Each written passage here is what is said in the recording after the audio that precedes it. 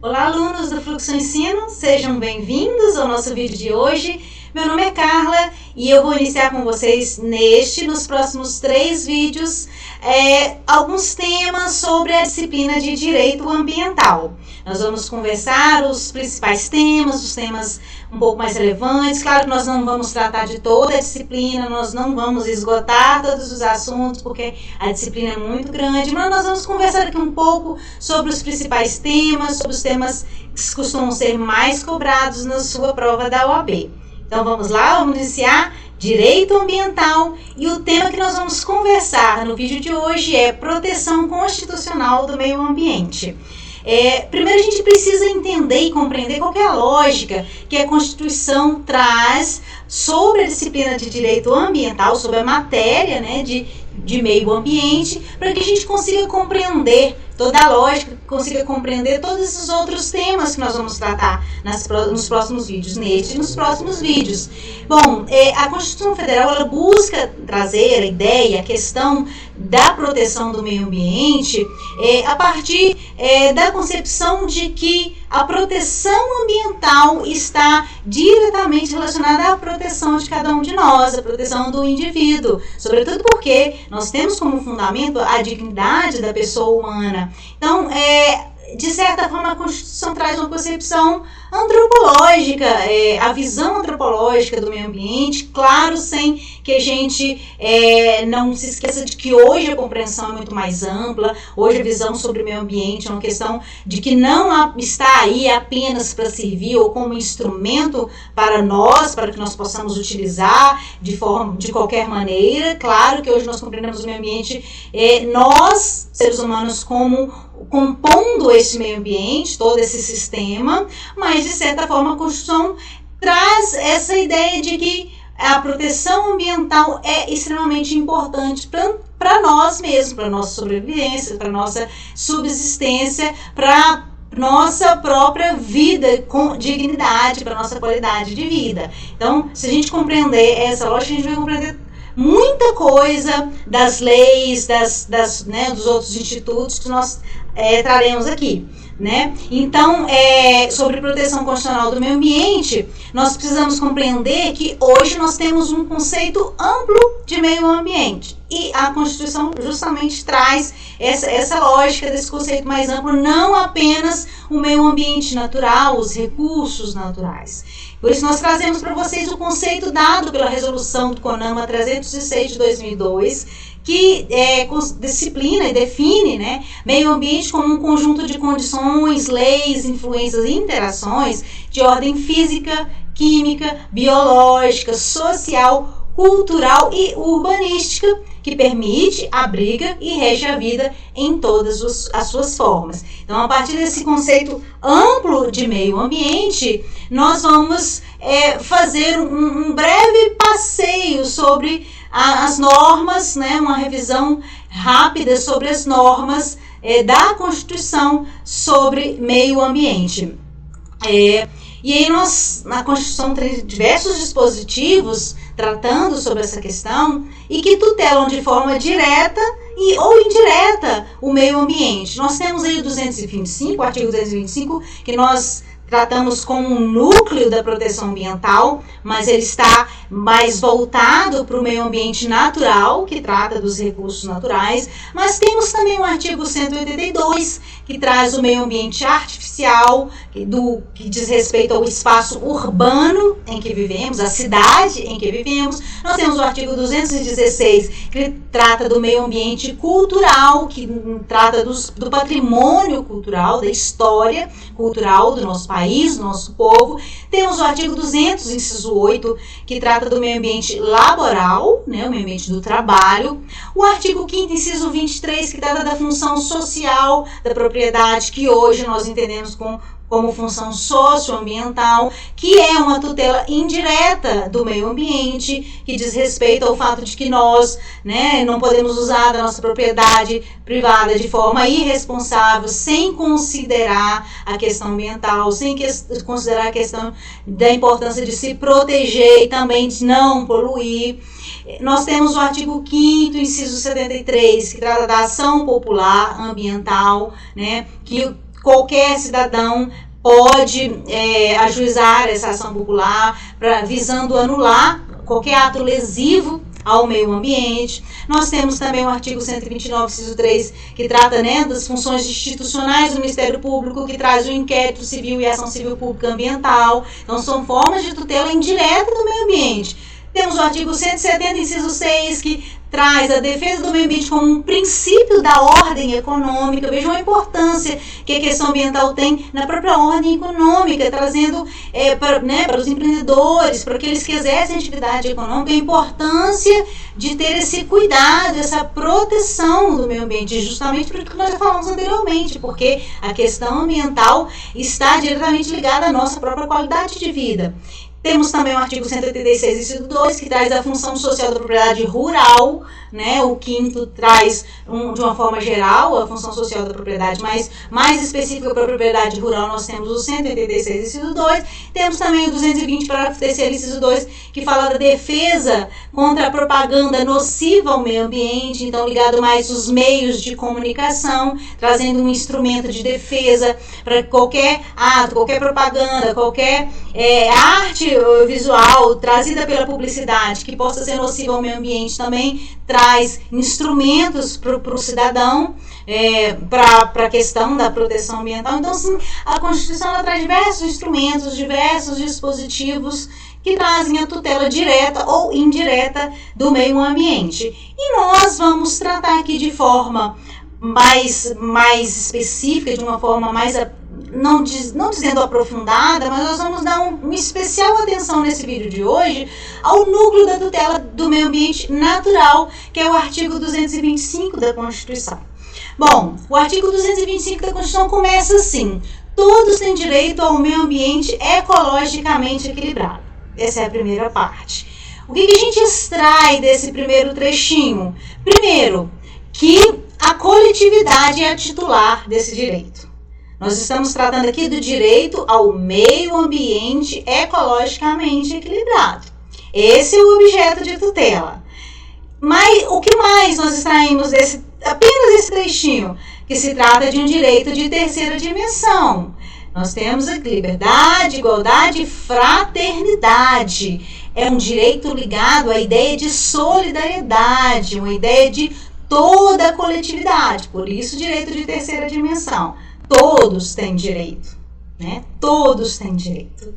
Que nós extraímos também desse trechinho, que se trata de um direito humano fundamental. Isso já é um entendimento muito consolidado no Supremo, de que o direito ao meio ambiente ecologicamente equilibrado é um direito fundamental, assim como todos aqueles que estão previstos no artigo 5º da Constituição. É um direito fundamental justamente porque está intimamente ligado à dignidade da pessoa humana, está intimamente ligado à qualidade de vida do ser humano. Por isso, ser um direito humano fundamental. E aí nós trazemos todas aquelas prerrogativas da teoria dos direitos fundamentais que estudamos no direito constitucional. É um direito irrenunciável, é um direito imprescritível. Então, é mais um ponto que nós extraímos apenas esse primeiro trechinho. Mas o quê?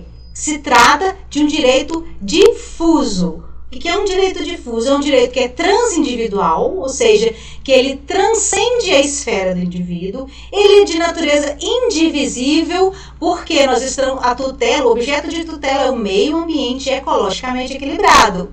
Então, é um direito indivisível, não é possível se cindir, se partir, esse é meu, esse é seu.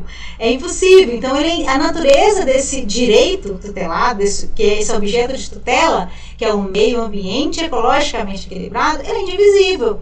E, ao mesmo tempo, ele é de titularidade indeterminada. Porque, embora nós saibamos que todos têm esse direito, eu, você, toda a coletividade, não é possível se determinar cada um. De quem é, de uma forma específica. Igual nós falávamos, que como ele é indivisível, não é possível dizer esse é meu, esse é seu, então cada indivíduo tem um pedacinho, porque ele é difuso, ele é de todos ao mesmo tempo. né? Não é meu, mas ele é um direito de cidadania determinado porque ele pertence a todos. Então, apenas esse primeiro trechinho nós conseguimos extrair todas essas características. E aí nós continuamos no caput do 225, que ele fala, né? Voltamos aqui, ó. Todos têm direito ao meio ambiente ecologicamente equilibrado, bem de uso comum do povo e essencial à qualidade de vida. Bem de uso comum do povo e essencial à qualidade de vida. O que nós extraímos desse trechinho? Quando falamos em bem de uso comum do povo, nós precisamos compreender que ele transcende essa ideia de público-privado que a gente aprende no direito civil. Não é aquela classificação do direito civil. É justamente porque, como falamos, é um bem de natureza difusa, porque ele pertence a todos, mas ninguém específico possui. Compreendem isso? É um direito que pertence a todos, mas não é possível especificar o que cada um possui. Ninguém em específico possui. É de todos, né? Então é possível compreender. É difuso, ele se espalha, ele transcende ao indivíduo. E, ao mesmo tempo, desse trechinho, a gente extrai que não há vida digna e com qualidade em um meio ambiente desequilibrado ecologicamente. Então, nós vamos trazer, quando falávamos que é um direito humano fundamental, justamente porque está voltado para a dignidade da pessoa humana, está voltado para o direito de cada ser humano, de cada indivíduo, a uma vida digna.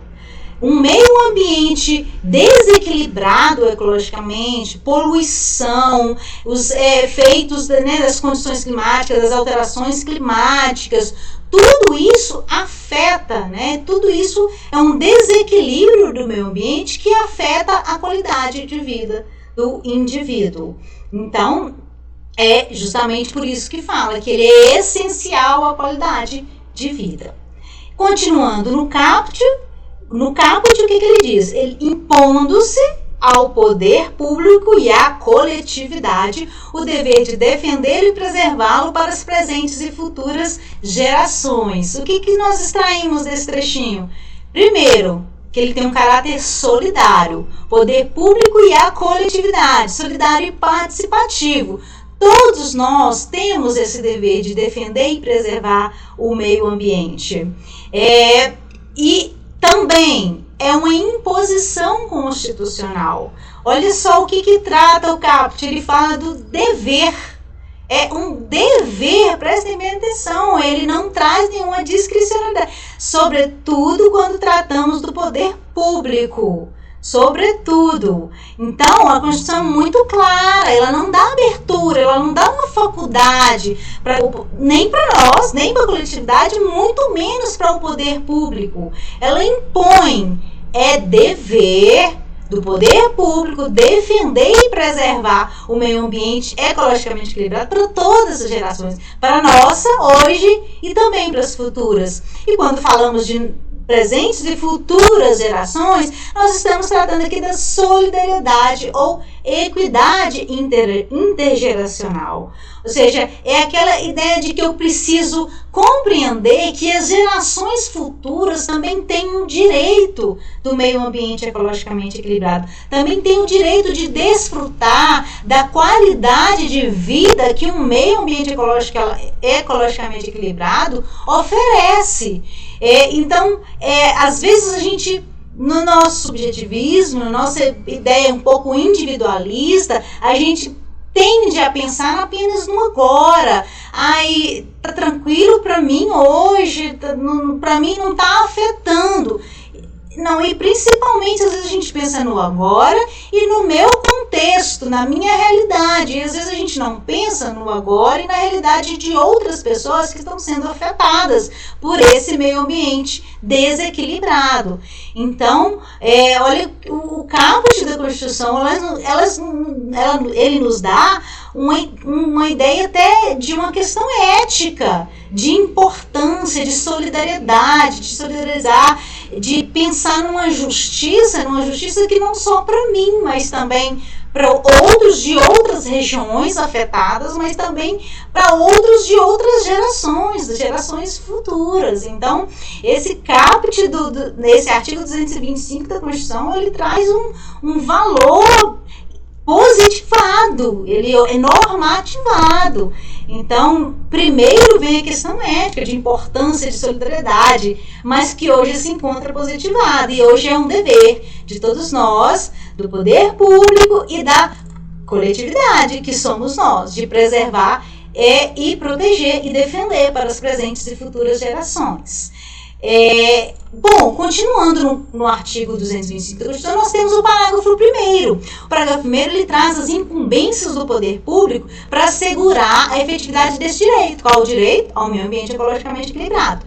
E aí nós temos aí a questão de preservação e restauração dos processos ecológicos essenciais, que está no inciso 1 do parágrafo 1º. Essa ideia de preservar e restaurar os processos ecológicos, nós temos aí consubstanciado, materializado o princípio da obrigatoriedade da atuação do poder público, né? É um dever do poder público preservar e restaurar esses processos ecológicos essenciais. Nós temos também a preservação da diversidade, da integridade do patrimônio genético, né? Que é também um princípio da obrigatoriedade da atuação estatal, né? Quando nós falamos de patrimônio genético, nós estamos falando da informação de origem genética das espécies, os genes, a hereditariedade, a variação dos organismos, as formas como eles transmitem as características, toda essa questão de importância e relevância para a garantia do meio ambiente ecologicamente equilibrado. Nós temos também aí os espaços territoriais especialmente protegidos, né? Como dever do poder público de definir, de instituir esses espaços de proteção, espaços em que serão reservados para a garantia desse meio ambiente ecologicamente equilibrado. Nós temos também, né, a Constituição traz também a obrigatoriedade da realização de estudo prévio de impacto ambiental, quando as atividades, as operações, os empreendimentos possam causar significativa degradação ao meio ambiente. Isso tudo está no artigo 1º, parágrafo 1º, perdão. Isso tudo é incumbência do poder público. Nós temos também como incumbência o controle das atividades de proteção, para a proteção da vida, da qualidade de vida, isso tudo. Esse controle, nós vamos ver isso no licenciamento ambiental, que é uma forma de controle. Nós temos também como um meio, um instrumento e um dever estatal para essa proteção, a promoção da educação ambiental em todos os níveis de ensino, e essa educação ambiental visando a conscientização pública para a preservação do meio ambiente. E nós temos também como incumbência para a garantia desse direito a proteção à fauna e à flora, que nós temos no parágrafo 1º do 225, inciso 7, que fala que é incumbência proteger a fauna e a flora, sendo vedada as práticas que coloquem em risco a vida, que promovam a extinção das espécies, que submetam os animais à crueldade. Então, todas essas são incumbências, como nós vimos no capítulo. É um dever, é uma obrigatoriedade do poder público garantir, assegurar, usar desses instrumentos, desses deveres, para garantir a efetividade do meio ambiente ecologicamente equilibrado. Bom, seguindo no artigo 225, nós temos o parágrafo 2º, que ele trata da obrigação de recuperar o meio ambiente degradado àqueles que exploram recursos minerais. O parágrafo 2º, se nós observarmos bem a leitura, né, a interpretação desse parágrafo 2º, ele está dizendo, de certa forma, ele está afirmando que a exploração de recursos minerais, a mineração, ela causa dano. E se ela causa dano, é dever daquele que exerce esse tipo de atividade recuperar o meio ambiente.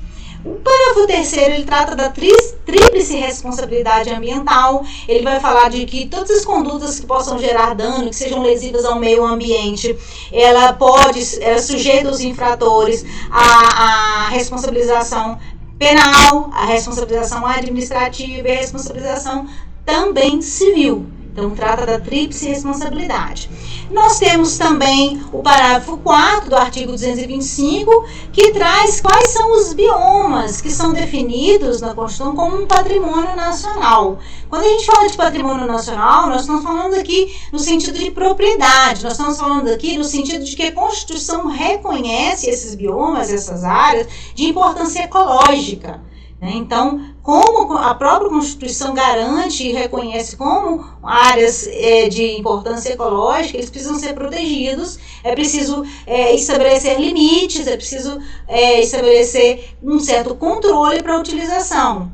Não são bens públicos, as regiões não são bens públicos, não é ideia de propriedade, mas são áreas essenciais que precisam ser protegidas e precisam ser olhadas com cuidado pelo poder público. E quais são esses biomas definidos na Constituição? Nós temos a Floresta Amazônica Brasileira, nós temos a Mata Atlântica, a Serra do Mar, o Pantanal Mato Grossense e a Zona Costeira. Lembrando que nesse rol nós não está inserido nesse rol nem o Cerrado nem a Caatinga. E é importante também a gente lembrar que nós estamos falando de patrimônio nacional, patrimônio nacional, isso. Não estamos falando de patrimônio federal, nós estamos falando de patrimônio difuso, nós estamos falando de patrimônio da União, patrimônio nacional, ou seja, importância ecológica a essas regiões. Seguindo, nós temos o parágrafo 5º do artigo 225, que trata da indisponibilidade das terras devolutas necessárias à preservação dos ecossistemas. Então, as terras devolutas, nesse caso, são bens públicos, como nós aprendemos no direito civil. São bens públicos, né, da categoria dos bens dominiais. Então, esses bens, por serem públicos e por serem dominiais, eles não podem ser alienados. Porque a própria Constituição fala que são indisponíveis essas regiões. Então, essas terras devolutas que são necessárias à proteção dos ecossistemas naturais, elas são indisponíveis, ou seja, não podem ser alienadas, nem se forem desafetadas, né? Então, elas não podem ser alienadas, porque essenciais à proteção aos ecossistemas naturais. O parágrafo 6º, ele trata da localização de usinas nucleares. Essa localização, a Constituição traz que ela precisa ser definida em lei federal, justamente porque quando nós formos pensar um possível acidente, possível dano nuclear, esse dano não vai atingir apenas aquele espaço onde está localizada a usina nuclear. Com toda certeza, um dano nuclear ele vai se estender, se expandir a regiões às vezes que nem é possível calcular, além da fronteira do município, do estado, ou talvez até mesmo do país. Então, justamente por essa importância e essa relevância de um âmbito geral que a Constituição exige que essa localização seja definida em lei federal. Por fim, o parágrafo 7º, 225, ele trata das hipóteses em que se descaracterizam as práticas cruéis. Como nós vimos no inciso 7, fala da proteção da fauna e da flora, sendo vedadas as práticas cruéis. O artigo 7º, ele vem com uma forma de reação legislativa a algumas decisões do Supremo, pautadas e fundamentadas no inciso 7º do parágrafo 1º, que declarou como inconstitucional vaquejadas, rinhas de galo, esses tipos de atividades. O parágrafo 7º, né, da Constituição veio com a emenda constitucional número 96 de 2017, foi incluído justamente para descaracterizar algumas atividades como práticas cruéis. Então, quais seriam as atividades que sejam práticas desportivas, que sejam manifestações culturais, que sejam registradas como bem de natureza imaterial, seja integrante do patrimônio cultural brasileiro, e que assegure o bem-estar dos animais envolvidos. Bem, então, a partir desses requisitos, a norma, né, a atividade não é considerada uma prática cruel, então não é vedada pela Constituição. Sim? Pois bem, encerrando esse tema, né, esse artigo 225 sobre a tutela né, a tutela do meio ambiente natural, vamos falar um pouquinho sobre competência ambiental, que de certa forma, né, está prevista na Constituição e também, de certa forma, trata de proteção constitucional do meio ambiente, porque ela vai distribuir, que ela, né, vai dizer quem é que tem competência para legislar, ou quem é que tem competência material, né, executiva para proteção, para a questão da proteção ambiental. E quando nós tratamos de competência ambiental, nós precisamos trazer duas ideias importantes. Primeiro, que é o federalismo cooperativo ecológico. O que trata isso? Ele trata do dever de cooperação mútua entre os entes. Dever de cooperação mútua na tutela do direito fundamental ao meio ambiente ecologicamente equilibrado. Então, quando ouvimos falar em federalismo cooperativo ecológico, nós estamos falando do dever de cooperação mútua que todos os entes, União, Estado, Distrito Federal e municípios têm na tutela do direito fundamental ao meio ambiente ecologicamente equilibrado. E também nós precisamos compreender a ideia de princípio da preponderância do interesse. Quando nós vamos tratar de competência ambiental, termos sempre em mente, princípio da preponderância do interesse. O que é esse princípio da preponderância do interesse? É um critério norteador, que afirma que cabe à União legislar ou né, proteger, em termos de competência material ou executiva, as matérias de interesse nacional. Lembram da ideia de usina nuclear que nós falávamos, né? Há um interesse nacional, né, nessa matéria. Então, à União cabe essas matérias. Aos estados cabe as matérias de interesse regional, mais limitadas ali ao âmbito estadual. E aos municípios as matérias de interesse local, mais reduzidas, mais específicas, de acordo com né, a realidade local. Então, essas duas ideias, esses dois critérios são importantes para a gente compreender a questão da competência ambiental. E aí nós temos a competência legislativa concorrente da União dos Estados e do Distrito Federal, que está no artigo 24, que não inclui os municípios, mas, ao mesmo tempo, o município também legisla sobre questão ambiental quando se tratar de assunto de interesse local. Então, importante, embora os municípios não compunham o artigo 24, que trata da competência legislativa concorrente, os municípios também têm competência legislativa para questões ambientais, matéria de proteção ambiental, poluição, de recursos naturais, só que desde que sejam de interesse local, apenas específico no âmbito dos municípios. E nós temos também a competência material, a do artigo 23, e aí é a competência de todos. Todos os entes têm competência material, que é a competência executiva, que é a competência de fazer, de realizar ações para a proteção do meio ambiente. E aí é União, Estado, Distrito Federal e municípios. Todos os entes têm essa competência. E aí, tratando da competência material, do artigo 23, o parágrafo único fala sobre lei complementar que fixa as normas gerais de cooperação entre os entes. No caso da matéria ambiental, nós temos a Lei Complementar 140 de 2011, que justamente fixa as normas de cooperação entre os entes, e esta lei ela traz uma série de atribuições, tanto da União, tanto dos estados, e Distrito Federal, quanto dos municípios. E aí, todas essas disciplinas, todas essas atribuições estão sempre relacionadas à ideia de preponderância do interesse. Então, quando nós formos analisar a Lei Complementar 140, se vocês forem pegar aí, dar uma olhada na lei, tem uma série de atribuições bem divididas, União, Estados e municípios, vocês podem perceber, parem para raciocinar, pensem, princípio da preponderância do interesse. quando vocês forem olhar as competências que estão ali descritas, vocês vão ter muito bem em mente, olha só, isso aqui, essa matéria aqui, realmente, isso aqui é interesse nacional, porque qualquer coisa que aconteça, ou qualquer dano, ou qualquer problema nessa matéria específica pode atingir um grande número, uma extensa área, então é melhor que a União cuide disso. Então, se vocês forem pegar a lei, vocês vão perceber isso. E vocês tiverem em mente esse critério de preponderância do interesse, vocês vão perceber isso também.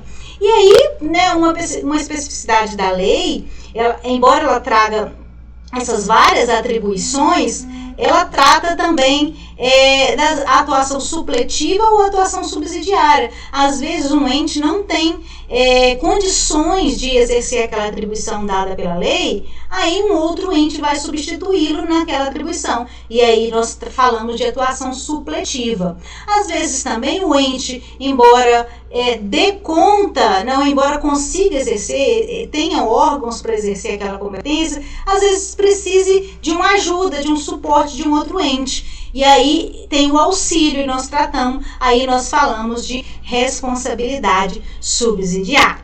Tudo bem? Bom, então nós ficamos por aqui, fizemos algumas breves apresentações de alguns temas dentro dessa matéria, primeiro proteção constitucional, depois também de competência ambiental, que também está dentro de proteção constitucional, e nós encerramos esse vídeo por aqui, espero que vocês tenham gostado, não se esqueçam de curtir o vídeo, de compartilhar e se inscrever no canal, tá? Então, até o próximo vídeo, vejo vocês lá, um abraço!